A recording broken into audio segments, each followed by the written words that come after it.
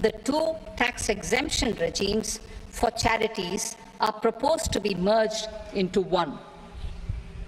The 5% TDS rate on many payments is being merged into the 2% TDS rate, and the 20% TDS rate on repurchase of units by mutual funds or UTI is being withdrawn. TDS rate on e-commerce operators is proposed to be reduced from 1 to 0.1%. Moreover, credit of TCS is proposed to be given in the TDS to be deducted on salary. Further, I propose to decriminalize delay for payment of TDS up to the due date of filing statement for the same. I also plan to provide a standard operating procedure for TDS defaults and simplify and rationalize the compounding guidelines for such defaults. Simplification of reassessment. I propose to thoroughly simplify the provisions for reopening and reassessment. An assessment hereinafter can be reopened beyond 3 years from the end of the assessment year only if the escaped income is 50 lakh rupees or more, up to a maximum period of 5 years from the end of the assessment year. Even in such cases, a time limit of 6 years before the year of the search, as against the existing time limit of 10 years, is being proposed. This will reduce tax uncertainty and disputes. Simplification and rationalization of capital gains.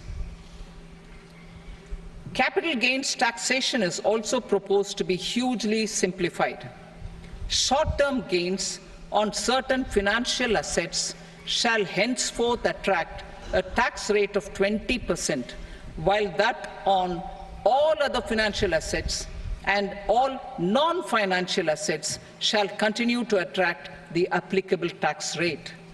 Long-term gains on all financial and non-financial assets, on the other hand, will attract a tax rate of 12.5%. For the benefit of the lower and the middle income classes, I propose to increase the limit of exemption of capital gains on certain financial assets to 1.25 lakh rupees per year. Listed financial assets held for more than a year will be classified as long-term, while unlisted financial assets and all non-financial assets will have to be held for at least 2 years to be classified as long-term.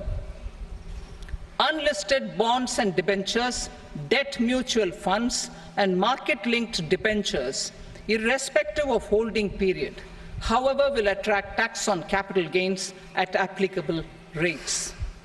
Taxpayer services. All the major taxpayer services under GST and most services under customs and income tax have been digitalized. All remaining services of customs and income tax, including rectification and order giving effect to appellate orders, shall be digitalized and made paperless over the next 2 years. Litigation and appeals. While our concerted efforts to reduce pendency of appeals at various appellate fora are beginning to show good results, it will continue to engage our highest attention. To dispose of the backlog of first appeals, I plan to deploy more officers to hear and decide such appeals, especially those with large tax effect.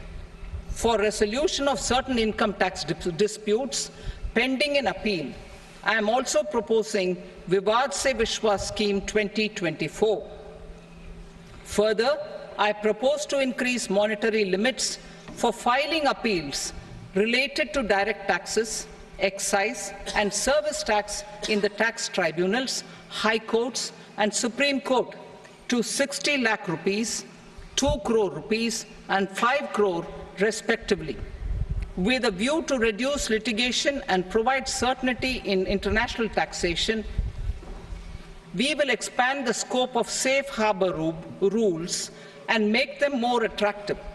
We will also streamline the transfer pricing assessment procedure. Employment and investment.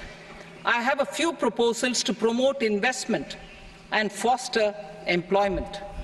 First of all, to bolster the Indian startup ecosystem, boost the entrepreneurial spirit, and to support innovation,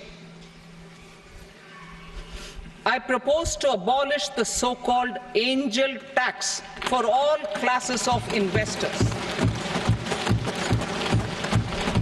Second, there is tremendous potential for cruise tourism in India. To give a fillip to this employment-generating industry, I am proposing a simpler tax regime for foreign shipping companies operating domestic cruises in the country. Third, India is a world leader in the diamond cutting and polishing industry, which employs a large number of skilled workers. To further promote the development of this sector, we would provide for safe harbor rates for foreign mining companies selling raw diamonds in the country. Fourth, to attract foreign capital for our development needs, I propose to reduce the corporate tax rate on foreign companies from 40 to 35%. Deepening the tax base. I have a couple of proposals for deepening the tax base.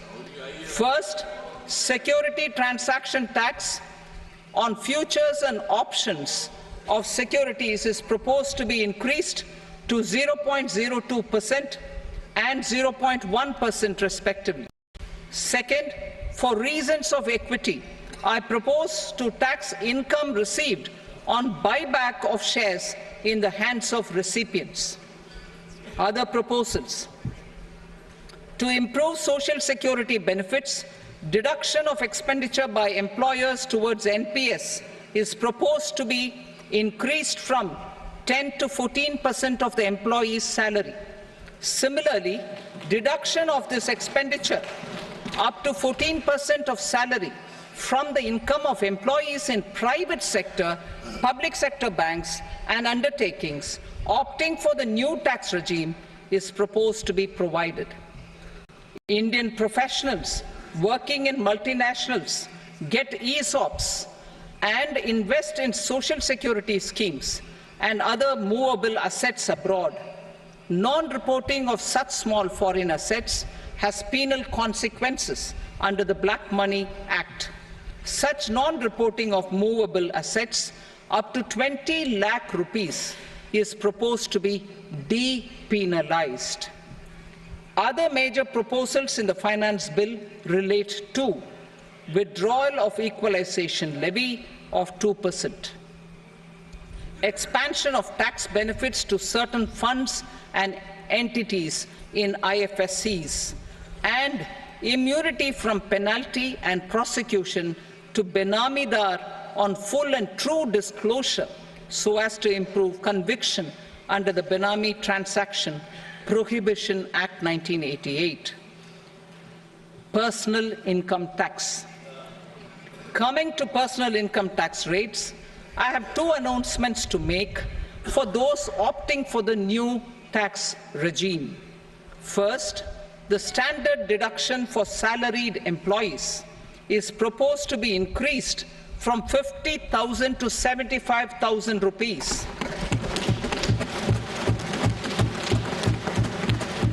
Similarly, deduction on family pension for pensioners is proposed to be enhanced from 15,000 to 25,000 rupees. This will provide relief to about 4 crore salaried individuals and pensioners.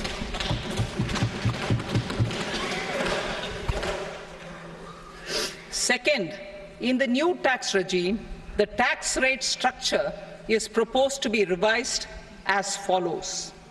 0 to 3 lakh rupees, nil. 3 to 7 lakh rupees, 5%. 7 to 10 lakh rupees, 10%. 10 to 12 lakh rupees, 15%. 12 to 15 lakh rupees, 20%. And above 15 lakh rupees, 30%. As a result of these changes, a salaried employee in the new tax regime stands to save up to 17,500 rupees in income tax.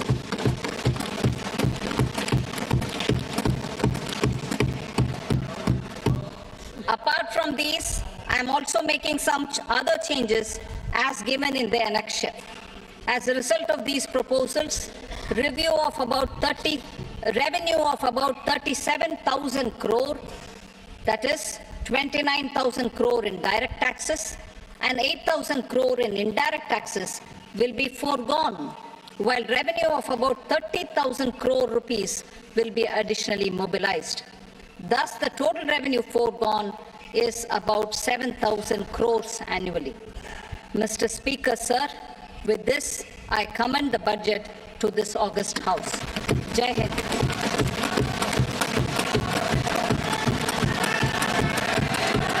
Item number 2. Item number 2.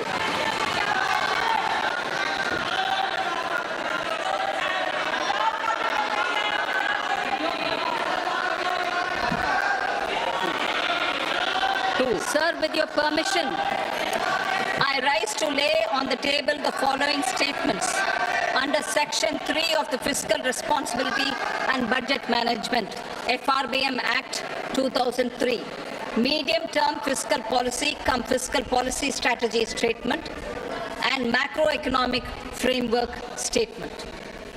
Item number 3. Sir, with your permission, I rise to move for leave to introduce the Finance Number 2 Bill 2024. प्रश्न है कि विधेयक को पुनर्स्थापित करने की अनुमति प्रदान की जाए। जो सदस्य इसके पक्ष में हाँ कहें, जो सदस्य विरोध में ना कहें। मेरे विचार में निर्णय हाँ वालों के पक्ष में अनुमति प्रदान की जाती है। माननीय मंत्री जी, अब विधेयक पुनर्स्थापित करें। Sir, I introduce the bill. Item number 4. The Union Territory of Jammu and Kashmir budget. Sir, I rise to present a statement, Hindi and English versions, of the estimated receipts and expenditure of the Union Territory of Jammu and Kashmir for the year 24-25. सभा की कार्रवाई कल बुधवार दिनांक 24 जुलाई 2024 को प्राप्त 11 बजे तक के लिए स्थगित की जाती है। Speaker, I present the budget for 24-25. Introduction. The people of India have reposed their faith in the government led by Honorable Prime Minister Shri Narendra Modi and re-elected it for a historic third term under his leadership.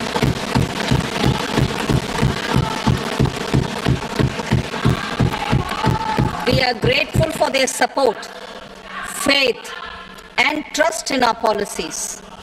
We are determined to ensure that all Indians, regardless of religion, caste, gender, and age, make substantial progress in realizing their life goals and aspirations.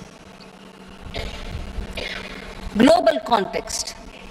The global economy, while performing better than expected, is still in the grip of policy uncertainties. Elevated asset prices, political uncertainties, and shipping disruptions continue to pose significant downside risks for growth and upside risks to inflation. In this context, India's economic growth continues to be the shining exception and will remain so in the years ahead.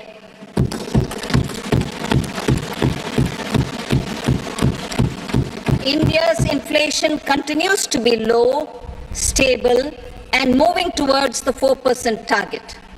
Core inflation, that is non-food and non-fuel, currently is 3.1%. Steps are being taken to ensure supplies of perishable goods reach markets adequately. Interim budget. As mentioned in the interim budget, we need to focus on 4 major castes, namely the Garib, Mahilayen, Yuva and Annadata, the poor, women, youth and the farmer. For Annadata, we announced higher minimum support prices a month ago for all major crops, delivering on the promise of at least a 50% margin over costs. Pradhan Mantri Garib Kalyan Anna Yojana was extended for 5 years, benefiting more than 80 crore people. Administrative actions for approval and implementation of various schemes announced in the interim budget are well underway. The required allocations have been made. Budget theme. Turning attention to the full year and beyond in this budget, we particularly focus on employment, skilling, MSMEs and the middle class.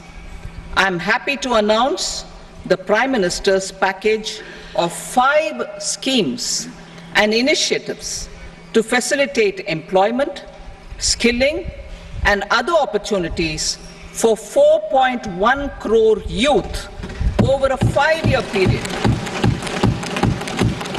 with a central outlay of 2 lakh crore rupees. I will speak about them shortly, while more details may be seen in the annexure. This year, I've made a provision of 1.48 lakh rupees, 1.48 lakh crore rupees for education, employment and skilling. Budget priorities. The people have given a unique opportunity to our government to take the country on the path of strong development and an all-round prosperity.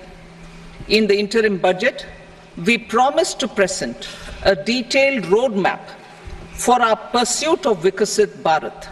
In line with the strategy set out in the interim budget, this budget envisages sustained efforts on the following 9 priorities for generating ample opportunities for all. Number 1, productivity and resilience in agriculture. Number 2, employment and skilling. Number 3, inclusive human resource development and social justice. 4, manufacturing and services. 5, urban development. 6, energy security. 7, infrastructure. 8, innovation, research and development. And 9, next generation reforms. Subsequent budgets will build on these and add more priorities and actions.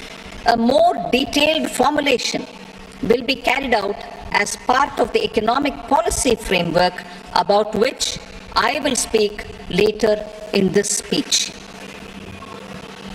This budget details some of the specific actions to be initiated in the current year towards fulfillment of these priorities, with potential for transformative changes. The budget also covers some of the previously made announcements with intent to strengthen them and step up their implementation for expediting our journey towards the goal of Vikasit Bharat. Priority 1, productivity and resilience in agriculture. Transforming agricultural research. Our government will undertake a comprehensive review of the agricultural research setup to bring the focus on raising productivity and developing climate-resilient varieties. Funding will be provided in challenge mode, including to the private sector.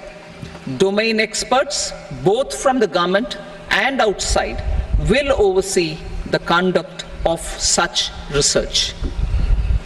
Release of new varieties. New 109 high-yielding and climate-resilient varieties of 32 field and horticultural crops will be released for cultivation by farmers. Natural farming.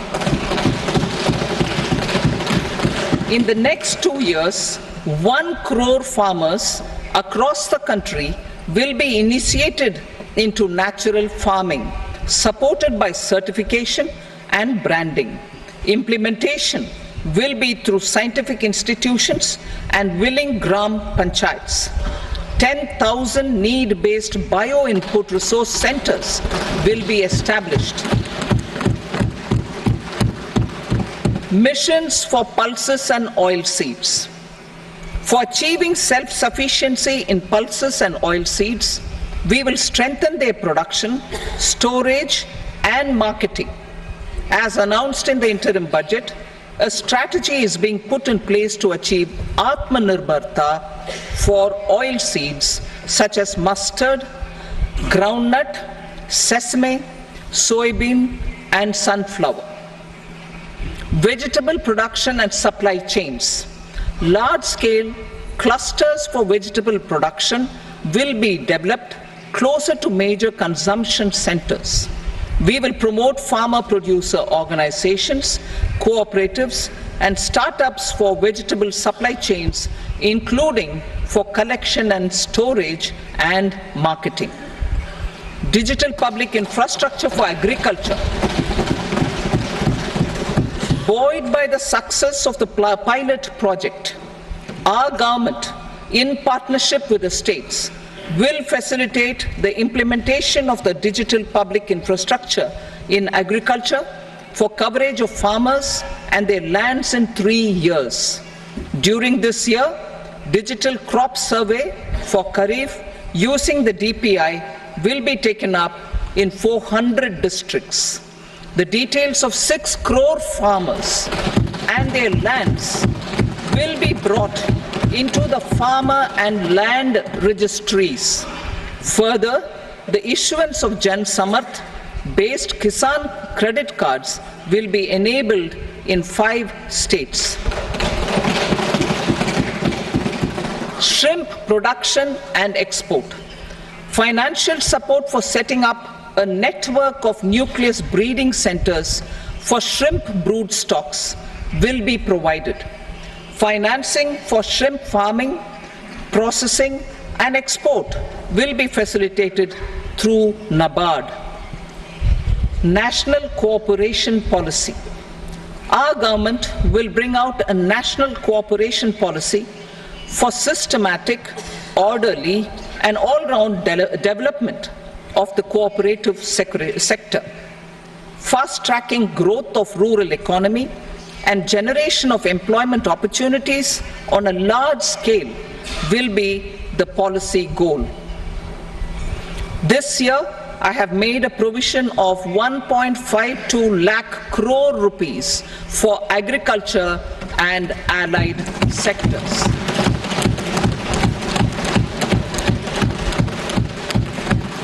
Priority 2, employment and skilling. Employment-linked incentive. Our government will implement following 3 schemes for employment-linked incentive as part of the Prime Minister's package. These will be based on enrollment in the EPFO and focus on recognition of first-time employees and support to employees and employers.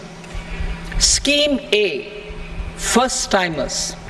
This scheme will provide 1 month wage to all persons newly entering the workforce in all formal sectors.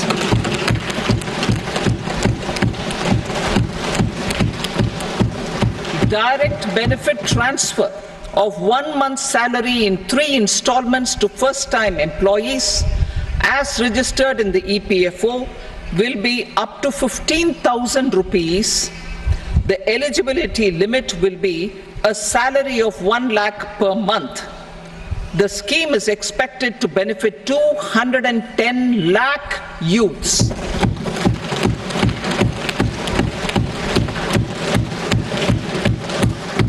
Scheme B, job creation in manufacturing. This scheme will incentivize additional employment in the manufacturing sector linked to the employment of first-time employees. An incentive will be provided at specified scale directly both to the employee and the employer with respect to the EPFO contribution in the first 4 years of employment. The scheme is expected to benefit 30 lakh youth entering employment and their employers.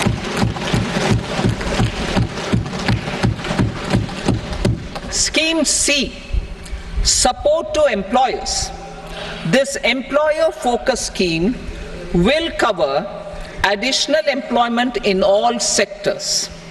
All additional employment within a salary of 1 lakh rupee per month will be counted.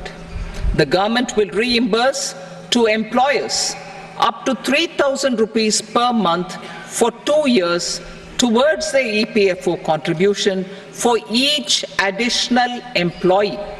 The scheme is expected to incentivize additional employment of 50 lakh persons.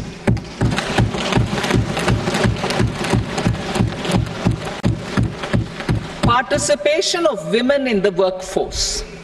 We will facilitate higher participation of women in the workforce through setting up of working women hostels in collaboration with industry and establishing creches.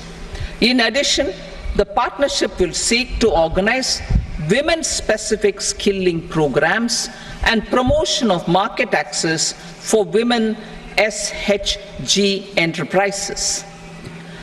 Skilling program. I'm happy to announce a new centrally sponsored scheme as the fourth scheme under the Prime Minister's package for skilling in collaboration with state governments and industry. 20 lakh youth will be skilled over a 5-year period.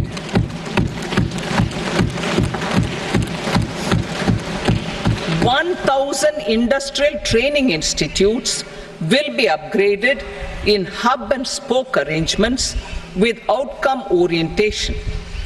Course content and design will be aligned to the skill needs of industry, and new courses will be introduced for emerging needs."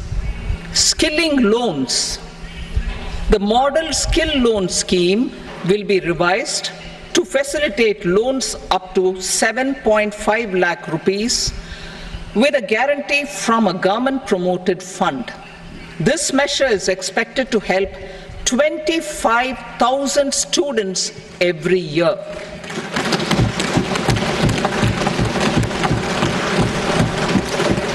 Education loans. For helping our youth who have not been eligible for any benefit under government schemes and policies, I am happy to announce a financial support for loans up to 10 lakh rupees for higher education in domestic institutions.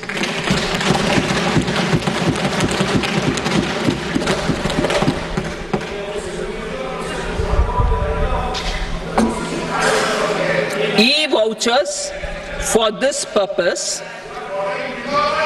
E-vouchers for this purpose will be given directly to 1 lakh students every year for annual interest subvention of 3% of the loan amount. Priority 3, inclusive human resource development and social justice, saturation approach. Our government is committed to all-round, all-pervasive and all-inclusive development of people, particularly farmers, youth, women, and the poor. For achieving social justice comprehensively, the saturation approach of covering all eligible people through various programs, including those for education and health, will be adopted to empower them by improving their capabilities. Implementation of schemes meant for supporting economic activities by craftsmen, artisans, self-help groups, scheduled caste, scheduled tribe, and women entrepreneurs and street vendors such as the PM Vishwakarma, PM Swanidhi, National Livelihood Missions, and Stand Up India will be stepped up. Purvodaya. The states in the eastern part of the country are rich in endowments and have strong cultural traditions. We will formulate a plan, Purvodaya, for the all-round development of the eastern region of the country, covering Bihar, Jharkhand, West Bengal, Odisha, and Andhra Pradesh. This will cover human resource development, infrastructure, and generation of economic opportunities to make the region an engine to attain Vikasit Bharat. On the Amritsar-Kolkata Industrial Corridor, we will support development of an industrial node at Gaya. This corridor will catalyze industrial development of the eastern region. The industrial node at Gaya will also be a good model for developing our ancient centers of cultural importance into future centers of modern economy. This model shall showcase Vikas B, Virasat B in our growth trajectory. We will also support development of road connectivity projects, ClickUp is an namely all-in-one productivity software where you Patna can manage Purnia everything and Expressway, any. 2. Buxar Bhagalpur Expressway, 3. Bodh Gaya, Rajgir, Vaishali and Darbhanga spurs, and 4. Additional 2-lane bridge over River Ganga at Buxar at a total cost of 26,000 crore rupees.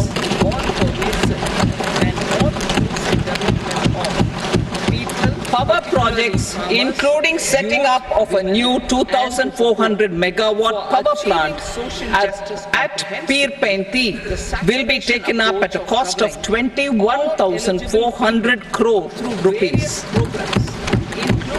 New airports, medical colleges, and sports infrastructure in Bihar will be constructed.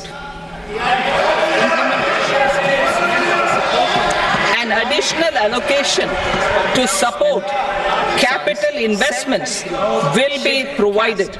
The requests of Bihar government for external assistance from multilateral development banks will be expedited.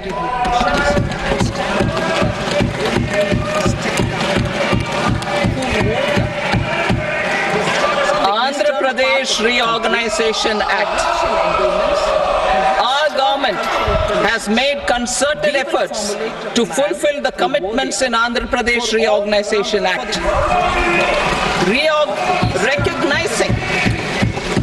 Recognizing the state's need for the capital, recognizing the state's need for a capital, we will facilitate special financial support through multilateral development agencies. In the current financial year, 15,000 crore rupees will be arranged with additional amounts in future years.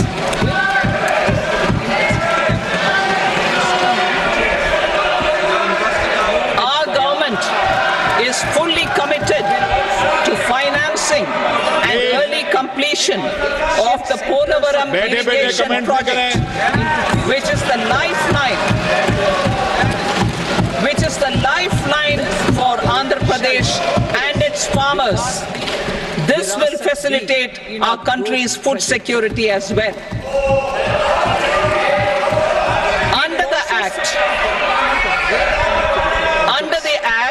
Andhra Pradesh Pradesh Reorganization Act, for promoting industrial development, funds will be provided for essential infrastructure such as water, power, railways and roads. In Kopparthi node on the Visakhapatnam-Chennai Industrial Corridor and Varavakal node on the Hyderabad-Bangalore Industrial Corridor. An additional allocation will be provided this year towards capital investment for economic growth. Grants for backward regions of Rayalaseema, Prakasham, North Coastal Andhra, as stated in the Act, will be provided. PM Awas Yojana. 3 crore additional houses under the PM Awas Yojana in rural and urban areas in the country have been announced, for which the necessary allocations are being made. Women-led development. For promoting women-led development, the budget carries an allocation of more than 3 lakh crore for schemes benefiting women and girls. This signals our government's commitment for enhancing women's role in economic development. Pradhan Mantri Janjatiya Unnat Gram Abhiyan, for improving the socio-economic condition of tribal communities, we will launch the Pradhan Mantri Janjatiya Unnat Gram Abhiyan by adopting saturation coverage for tribal families in tribal majority villages and aspirational districts.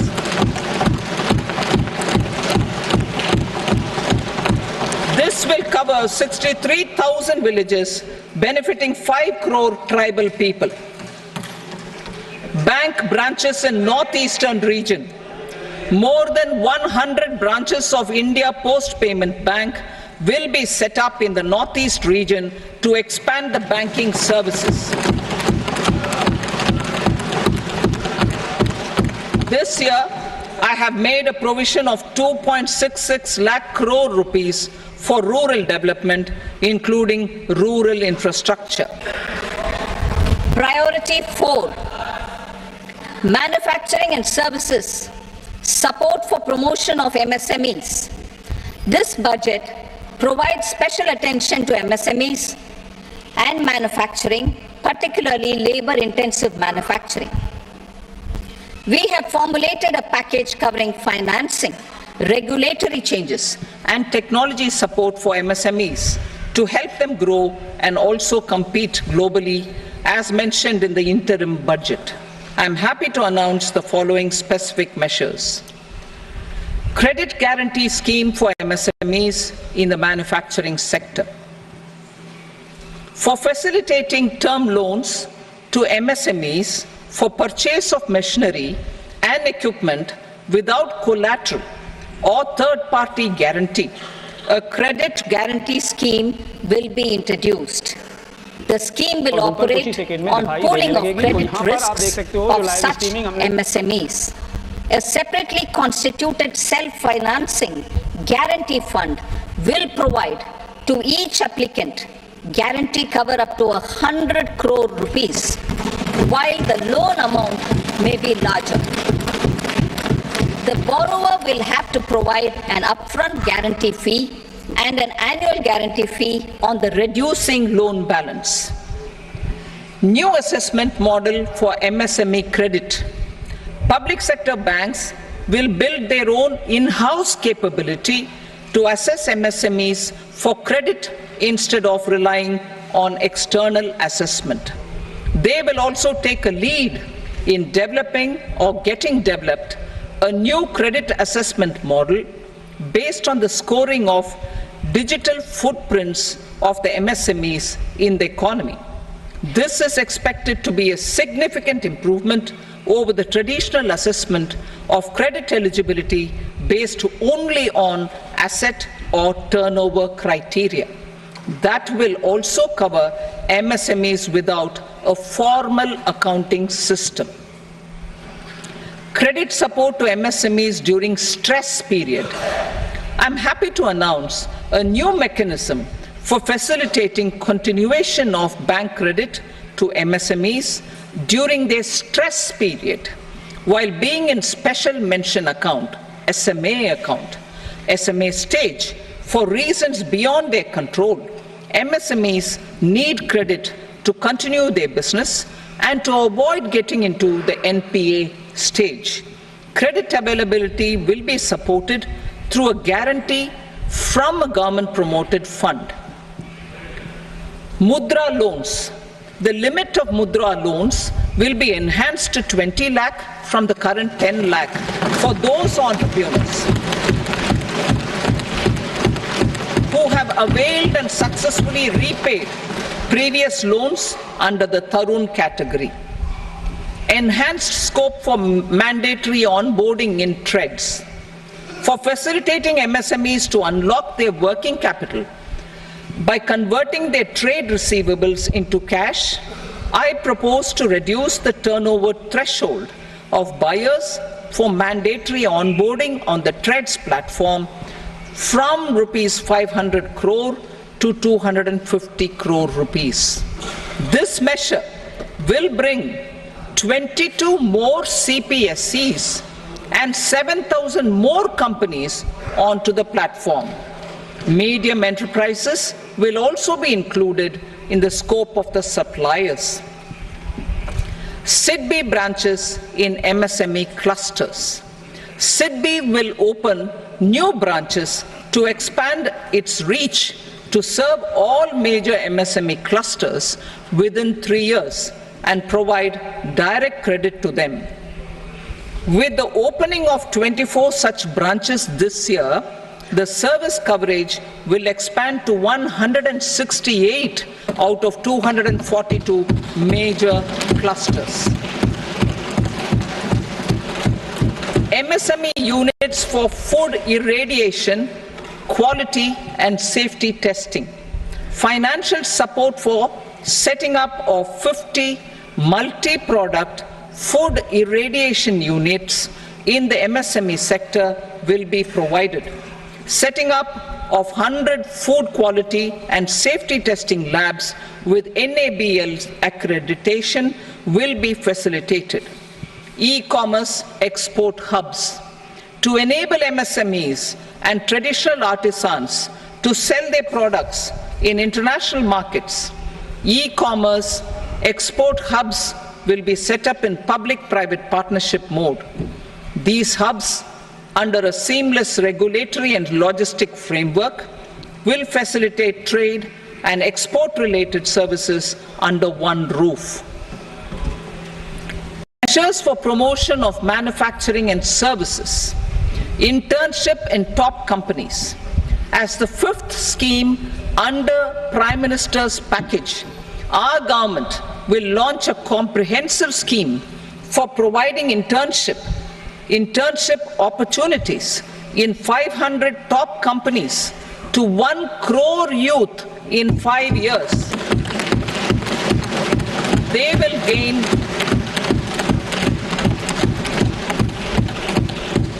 will gain exposure for 12 months to real-life business environment, varied professions, and employment opportunities. An internship allowance of 5,000 per month, 5,000 rupees per month, along with a one-time assistance of 6,000 rupees will be provided. Companies will be expected to bear the training cost and 10% of their internship cost from their CSR funds. Industrial parks. Our government will facilitate development of investment-ready, plug-and-play industrial parks with complete infrastructure in or near 100 cities in partnership with the states and private sector by better using town planning schemes. 12 industrial parks under the National Industrial Corridor Development Program also will be sanctioned.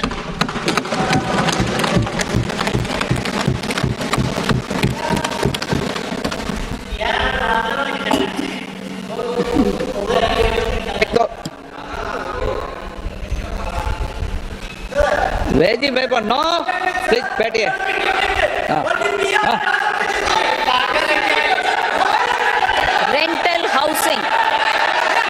Rental housing with dormitory type accommodation for industrial workers will be, just 1 minute. Rental housing, I repeat, rental housing with dormitory type accommodation for industrial workers will be facilitated in PPP mode with VGF support and commitment from anchor industries. Shipping industry, ownership, leasing and flagging reforms will be implemented to improve the share of Indian shipping industry and generate more employment. Critical mineral mission. We will set up a critical mineral mission for domestic production, recycling of critical minerals and overseas acquisition of critical mineral assets. Its mandate will include technology development, skilled workforce, extended producer responsibility framework and a suitable financing mechanism. Offshore mining of minerals. Our government will launch the auction of the first tranche of offshore blocks for mining, building, or exploration already carried out. Digital public infrastructure applications. Turning to the services sector, I propose development of DPI applications at population scale for productivity gains, business opportunities, and innovation by the private sector.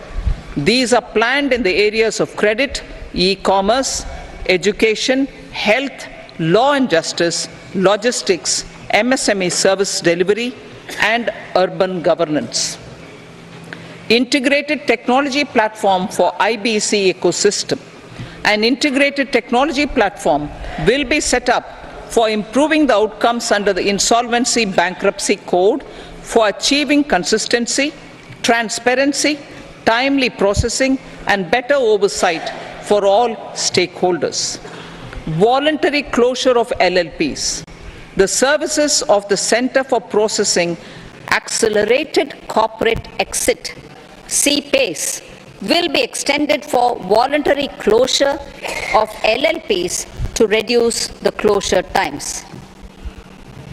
National Company Law Tribunals.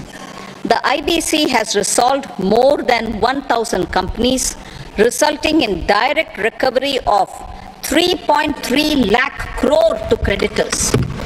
3.3 lakh crore rupees to creditors.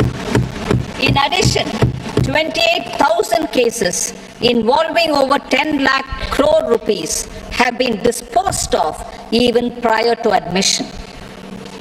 Appropriate changes to the IBC, reforms and strengthening of the tribunal and appellate tribunals will be initiated to speed up insolvency resolution.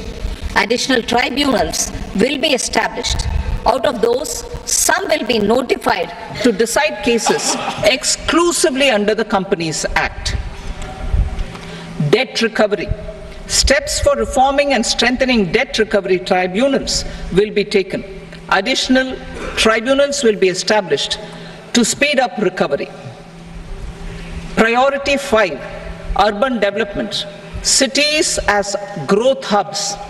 Working with states, our government will facilitate development of cities as growth hubs. This will be achieved through economic and transit planning and orderly development of peri-urban areas utilizing town planning schemes. Creative redevelopment of cities. For creative brownfield redevelopment of existing cities with a transformative impact, our government will formulate a framework for enabling policies, market-based mechanisms, and regulation. Transit-oriented development. Transit-oriented development plans for 14 large cities with a population above 30 lakh will be formulated, along with an implementation and financing strategy. Urban housing. Under the PM Awas Yojana, Urban 2.0, Housing needs of 1 crore urban poor and middle class families will be addressed with an investment of 10 lakh crore rupees. This will include the central assistance of 2.2 lakh crore rupees in the next 5 years. A provision of interest subsidy to facilitate loans at affordable rates is also envisaged. In addition, enabling policies and regulations for efficient and transparent rental housing markets with enhanced availability will also be put in place. Water supply and sanitation. In partnership with state governments and multilateral development banks, we will promote water supply, sewage treatments, and solid waste management projects and services for 100 large cities through bankable projects. These projects will also envisage use of treated water for irrigation and filling up of tanks in nearby areas. Street markets. Building on the success of PM Swanidhi scheme in transforming the lives of street vendors, our government envisions a scheme to support each year over the next 5 years the development of 100 weekly hearts or street food hubs in select cities. Stamp duty. We will encourage states which continue to charge high stamp duty to moderate the rates for all and also consider further lowering duties for properties purchased by women. This reform will be made an essential component of urban development schemes. Priority 6, energy security. Energy transition. In the interim budget, I had announced a strategy to sustain high and more resource-efficient economic growth, along with the energy security in terms of availability, accessibility, and affordability.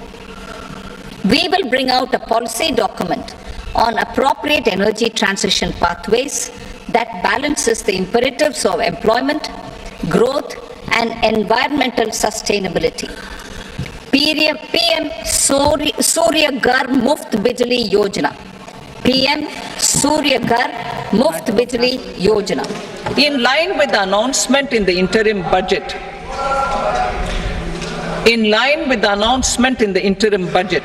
PM Surya Ghar Muft Bijli Yojana has been launched to install rooftop solar plants to enable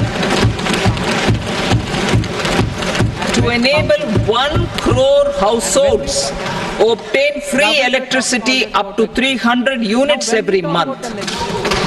The scheme has generated remarkable response with more than 1.28 crore registrations and 14 lakh applications, and we will further encourage it. Pumped storage policy. A policy for promoting pumped storage projects will be brought out for electricity storage and facilitating smooth integration of the growing share of renewable energy with its variable and intermittent nature in the overall energy mix. Research and development of small and modular nuclear reactors.